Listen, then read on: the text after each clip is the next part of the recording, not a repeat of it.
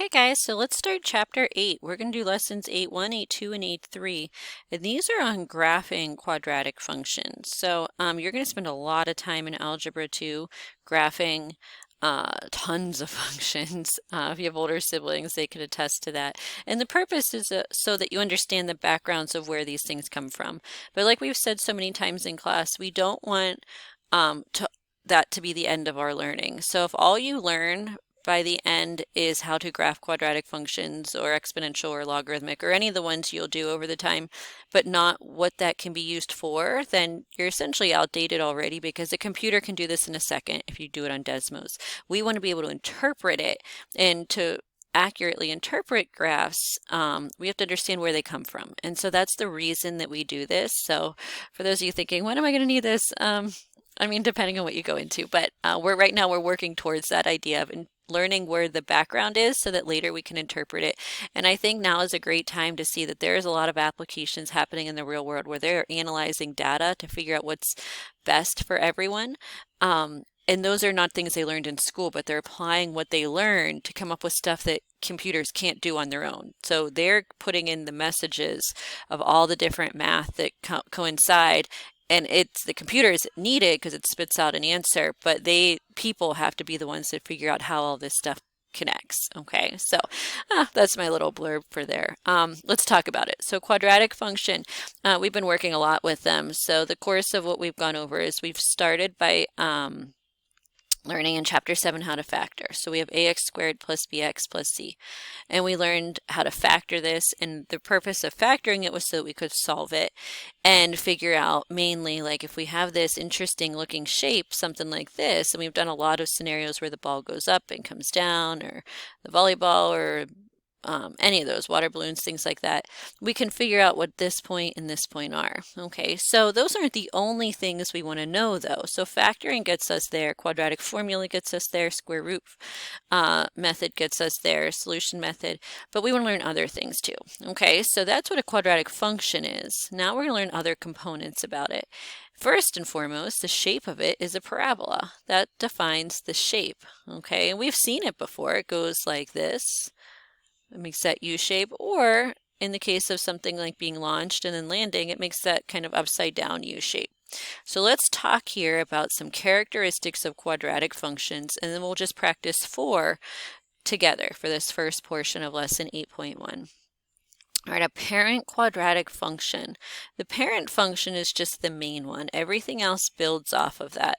If we think back to a linear function, way back, the parent linear function, you may be thinking y equals mx plus b. That's a linear function, but the parent function is just y equals x. This is the parent function. Okay, so in this case, my slope is a 1, my y-intercept is a 0. It's just the most basic, and that's when we went y-intercept of 0, slope of rise 1, run 1, rise 1, run 1, rise 1, run 1.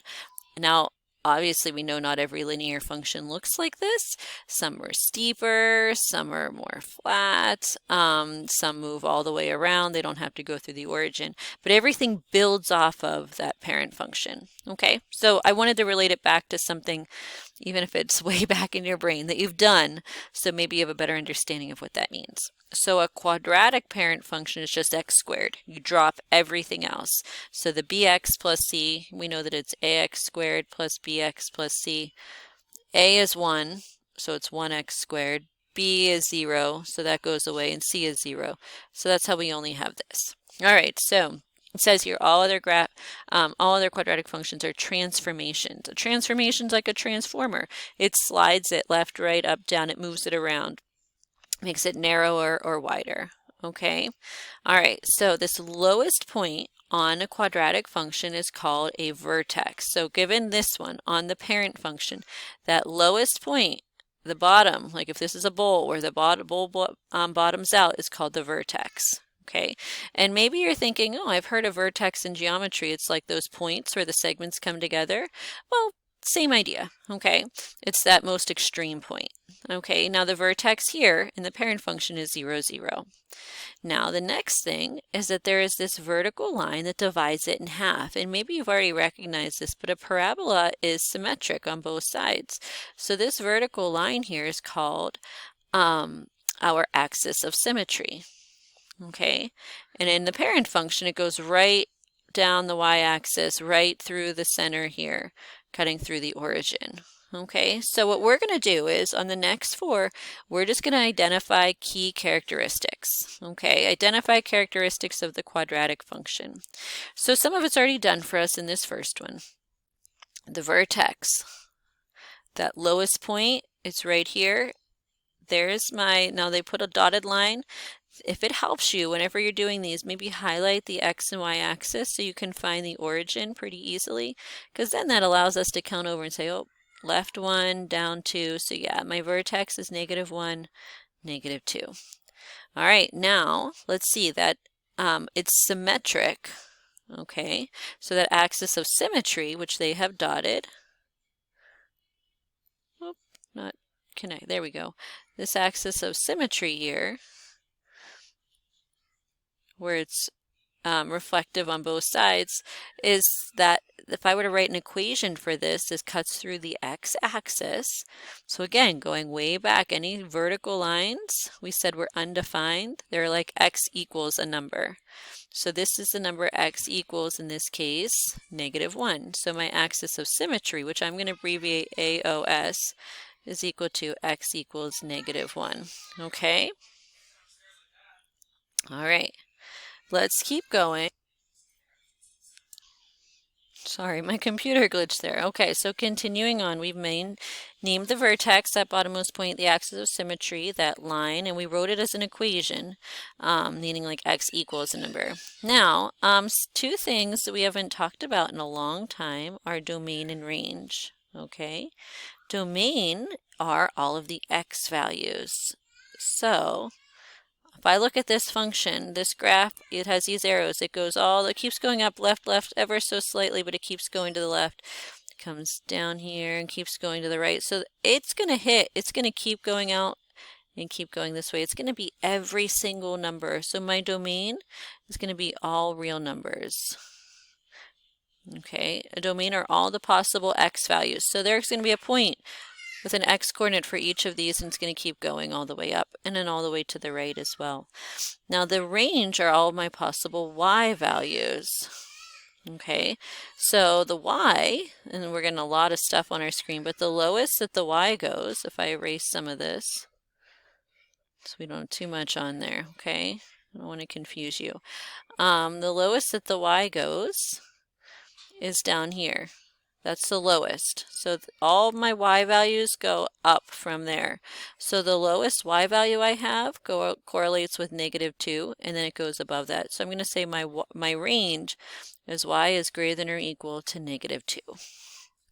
All right, now the last thing you can say, and they have that highlighted in red and blue, is that the function is decreasing whenever we go from the left all the way to -2. So you can say it's decreasing when x is less than -2, and then it's increase, oh, sorry, not -2, my mistake. Let's revisit that. Okay, clear that again. Okay, so decreasing, this is x equals, again, this is at -1, -2. So it's decreasing all these points until it gets here, which is an x value of -1. So it's decreasing when x is less than -1. It's increasing from -1 over to the right, okay, whenever we have x greater than -1. Okay, I know it's a lot to take, so we're going to just practice a few more together. All right, I think it's glitching again. Okay, so let's highlight the same key components. The vertex here in this one, that bottommost point, is this point right here. So notice they're counting by 2. So this is 2, 4, 6, 8. So it's going to be 2, -4. That's my vertex, 2, -4. Now my axis of symmetry is the point where it's balanced. So that's right here. And this is an equation. It's always going to be x equals. So it's x equals, and that point is 2. Okay, my domain, all of the possible x values are all real numbers again, because it can be all the numbers. It keeps going to the left forever and to the right forever. And my range are all the possible y values. So the range, the lowest the y goes here is -4, and then it goes everything above that. So all these y values on up it's possible. So y is greater than or equal to -4. Okay, I would say in this case that my function is decreasing, and you're going to learn ways of writing this in interval notation, but I don't think that's needed right now. It's decreasing all of these values until we hit this point. So it's decreasing for all of the values whenever x is less than 2, and it's increasing for all the values where x is greater than 2. Okay? All right. All right, so we have 2 more just to practice these. This first one, the vertex is our lowest most point. Notice they're counting by ones again, which is nice. So 1, 2, 3, 4, -1, -2. So this lowest point is 2, -3. So my vertex is 2, -3. Whoops. Okay, and then my axis of symmetry is that point that it's going to be symmetric over, which is right here. That's my line where it's balanced. It's always going to be the x coordinate on your vertex if you haven't noticed that. So x equals 2. I can say that my domain, because I have arrows, your domain is going to be all real numbers, so I'm just going to abbreviate it ARN. And then my range, in this case, I see, well, what's the lowest point that my y can be? And that is here, -3. And then everything above that, all these points are going to have y values that keep going up forever. So range is y is greater than or equal to -3. Okay, I would say that this function is decreasing all the way up to whenever x is less than 2. Whenever x equals 2, it's right at the bottom, and then from there it starts increasing when x is greater than 2. All right? All right, last one. Now this one's shaped upside down, but that's okay. Here my vertex is at the top. It's this topmost point, and that is -3, 7.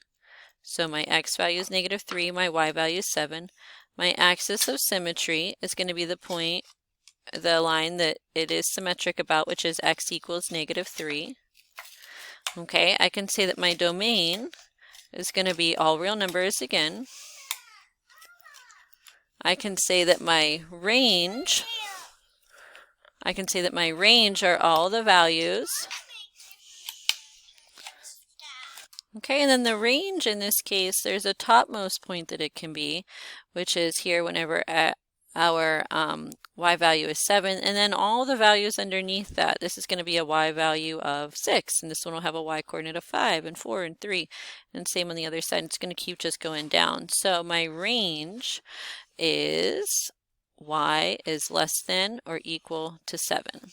Okay, the function I would say in this case is increasing because it's going up. It's getting bigger. The y values are getting bigger up to whenever x is less than -3. And then my function is decreasing when x is greater than -3. Okay? All right. Let's pause there, practice it, and we'll take it little by little. Thanks, and please see me if you have questions. This is a lot to take.